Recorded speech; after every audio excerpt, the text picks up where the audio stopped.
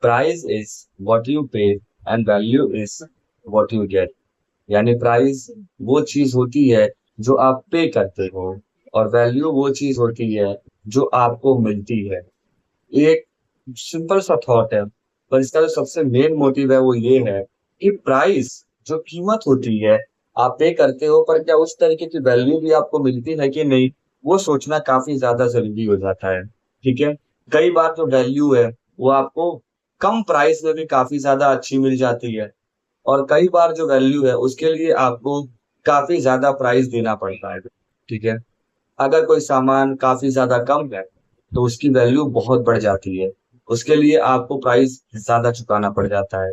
और अगर कोई सामान पहले से बहुत ज्यादा अवेलेबल है तो जाहिर सी बात है उसकी जो प्राइस है वो काफी कम रहेगी।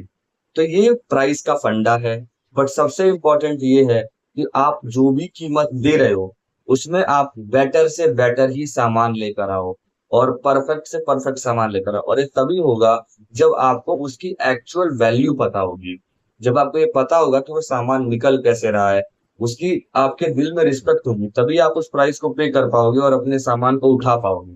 ठीक है। प्राइस और वैल्यू कुछ इस तरीके से भी काम करते हैं कि कई बार सामान की उतनी कीमत नहीं होती, पर प्राइस को बनाया जाता है। प्राइस कई बार क्रिएट भी किया जाता है ओवर द वैल्यू। जैसे मान लीजिए वाटर है। अब कई जगहों पर वही वाटर जो कि पूरी तरह फ्री है, पर उसको भी 10-20 रुपए में पैकिंग करके बेचा जाता है। हालांकि उसकी वैल्यू बहुत ज्यादा है, पर उतनी भी नहीं है। लोग फ्री में भी उसको एक्सेस कर सकते हैं, पर लोग पीते हैं।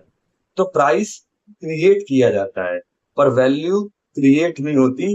वैल्यू एक ही जैसी रहती है। अगर आप एक बार घट गई तो फिर कितना भी प्राइस दीजिए वो कम नहीं होने वाला।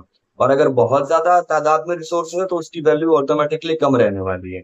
ऐसी इन्फॉर्मेशन के लिए चैनल को सब्सक्राइब